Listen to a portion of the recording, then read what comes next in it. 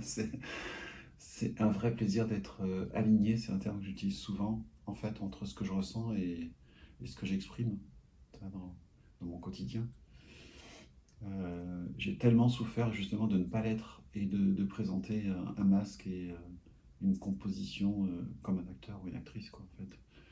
Ce qu'on attendait de moi, c'était, ouais, on peut dire, c'était douloureux parce que je devais le construire.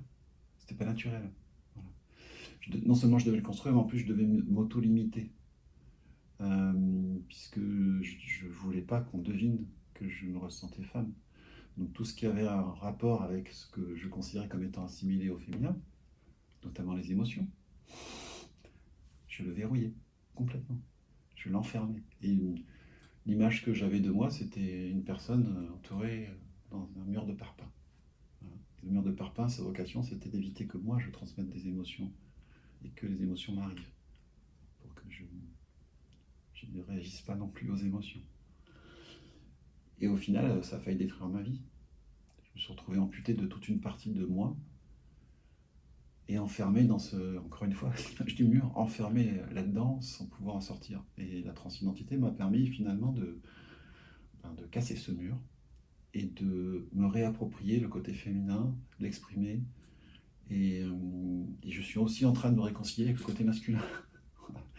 Parce qu'en fait, tout être humain est un équilibre entre masculin et féminin, chacun le sien, hein, mais on ne peut pas non plus totalement nier le côté masculin qu'on a en nous, même si je l'ai rejeté pendant de nombreuses années, à partir du moment où j'ai décidé de faire ma transition. Maintenant, je me le réapproprie, voilà. La petite dose, mais il fait partie de moi quand même. C'était une vraie souffrance avant de me regarder dans un miroir. Parce que je ne reconnaissais pas la personne qui est dans le miroir. C'était pas moi. Maintenant, quand je regarde la personne qui est dans le miroir, je dis, ouais, c'est moi, je me reconnais et je me plais. Je me plais.